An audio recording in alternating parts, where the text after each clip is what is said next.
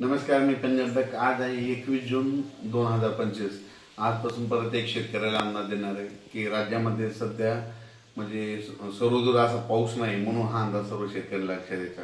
फक्त राज्यात भाग बदलतच पडणार आहे.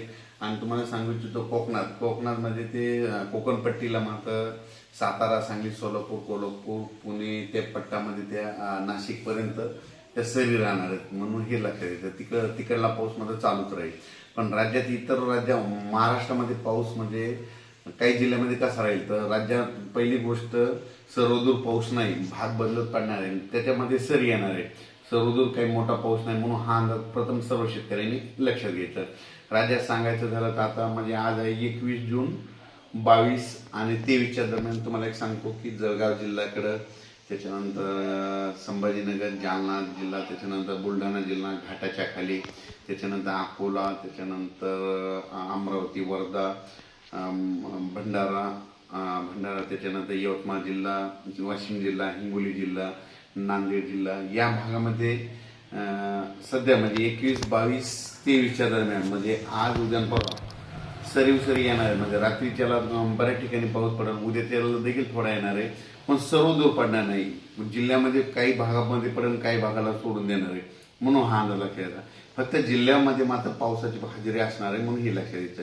त्याच्यामध्ये सांगायचं झालं तर 23 जून, 24 आणि 25च्या दरम्यान म्हणजे धाराशिव, लातूर जिल्ह्याकडं, त्याच्यानंतर परभणी जिल्ह्याकडं, त्याच्यानंतर नांदेड जिल्ह्याकडं या भागाकडे एक पाऊस असणार आहे. बीड जिल्ह्याकडे थोडाफार असणार आहे.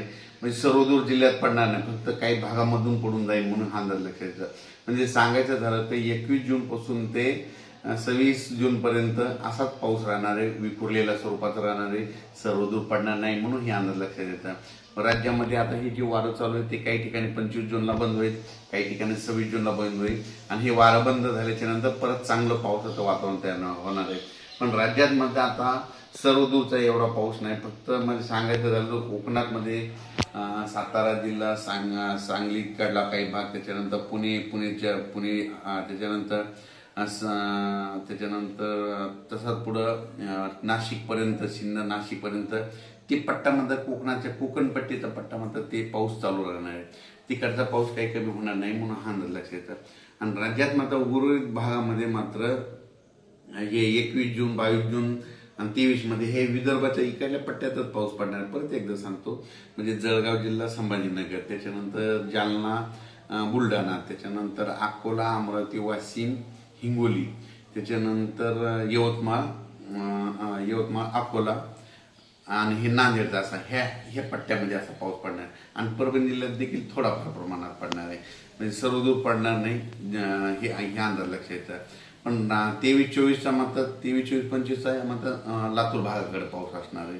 23, 24, 25 लातूर जिल्हा, त्याच्यानंतर धाराशिव, त्याच्यानंतर नांदेड, परभणी, बीड ह्या भागामध्ये 23, 24च्या दरम्यान पाऊस असणार आहे. सर्वदूर असा काही पाऊस नाही, फक्त जिल्ह्यामध्ये कुठेतरी अर्ध्या भागामध्ये येऊन जाईल, म्हणून हा अंदाज लक्षात येतात. त्याच्यानंतर परभणी जिल्हा झाला, मराठवाड्यामध्ये देखील 25, 26 तारखेपर्यंत हे असंच वारं चालू राहील. 26च्या नंतर हे वारं बंद होईल आणि त्याच्यानंतर वातावरणामध्ये बदल होतील. त्याच्यानंतर राज्यात अचानक वातावरणात बदल झाला तर लगेच शेतकऱ्याला एक उद्या मेसेज दिला जाईल. धन्यवाद.